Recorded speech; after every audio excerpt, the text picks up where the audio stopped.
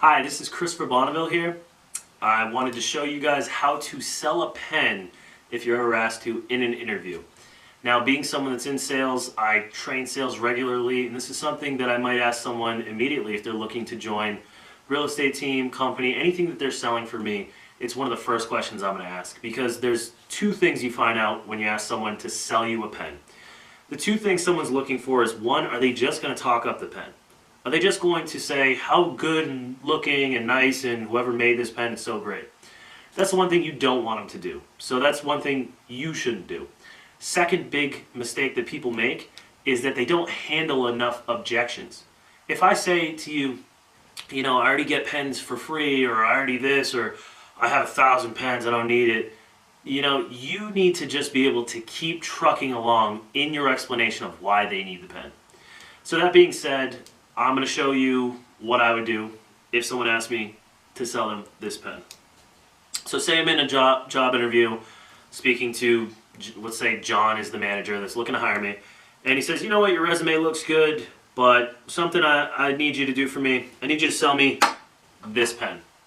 So I'd say, first off, you have to act confident. Don't ever present yourself as fearful, scared, anything. So the first thing I do is, definitely. So, John, what is it that you do for work here?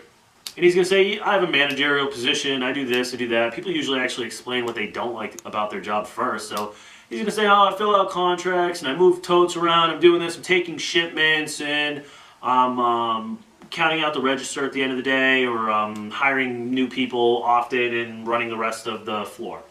And you say, all right, and so just curious, John, where do you see yourself in the next 5 to 6 years? And what I'm trying to get out of this is I'm trying to get the position that he's looking to be in. So he might say general manager, VP, I'm looking to really expand the company, take on more responsibility. Okay, John, and what I'm also doing here is taking the power from him in this interview by selling. So the next thing that I'm going to ask is, all right, and John, how many pens do you generally use in a year? Just out of pure curiosity. And he might say, I really don't know, probably 20 to 30, we have a budget for pens. And you say, all right, so 20 to 30 sounds fair. I mean, could be more, could be less. A lot of pens go missing. That's probably the biggest thing that people experience. Missing pen, someone's going to steal your pen from you just while they're using it. A couple of them blow up, the ink from the sun, it gets hot, things of that sort. Makes sense? And he's going to say, yeah, that makes sense. And you say, all right, John, so what I'd actually like to do is save you a lot of time and money in going to get new pens for the company and wasting your time or ordering pens. I'd like to give you a pen that's going to have about 5 to 6 times the ink of your average pen, that is conservative in use, that is going to be a direct representation of yourself. So if you're someone who does want to be a VP in the future, most VPs are going to have a nice pen, because if someone asks you, can I borrow your pen for a second? This is a representation of yourself. This is a representation of your standard. So John, what I'd like to do for you today is, John, I'd like to save you from the 20 to 30 pens you're buying, the waste of gas if you're the one going to get it, or the waste of time, which time, let's be honest, is even more valuable than money. And I'd like to make a direct investment in you today, John. Because based upon what you told me and what you do for work, John, I think that there's a definite chance, and honestly, I would bet on you being a VP in the next 5 to 6 years, just based upon who you are and how you sound like you work.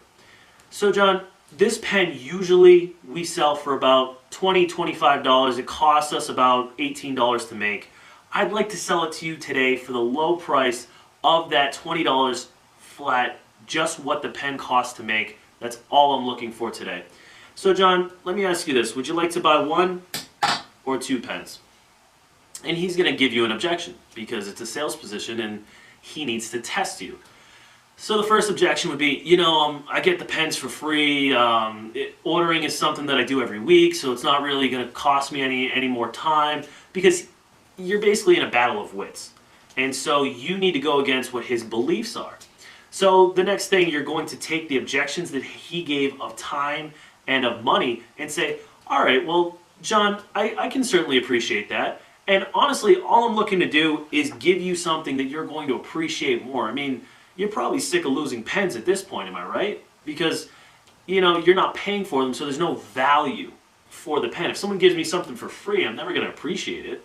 I mean, you can probably understand that. He'll say, yeah, that makes sense.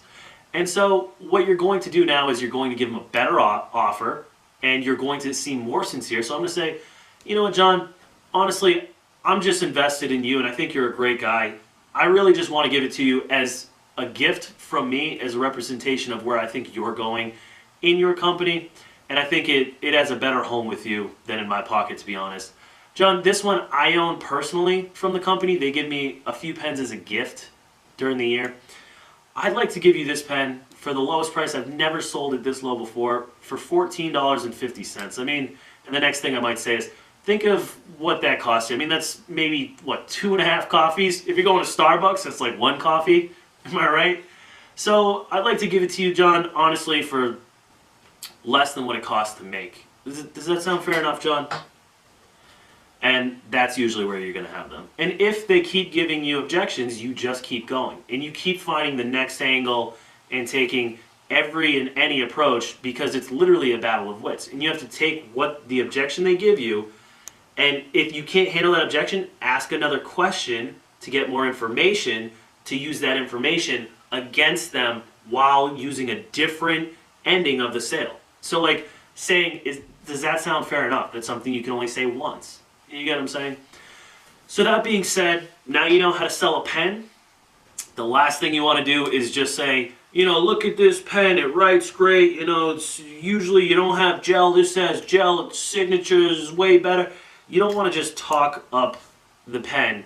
You want to dig into their beliefs and go multiple questions deep and sell them multiple times until you know the exact reason why they don't want to buy from you, and then you're going to use more information to sell them on that. So that's the end of this episode. It's Chris Bonneville, and hopefully this helps. Have a good one.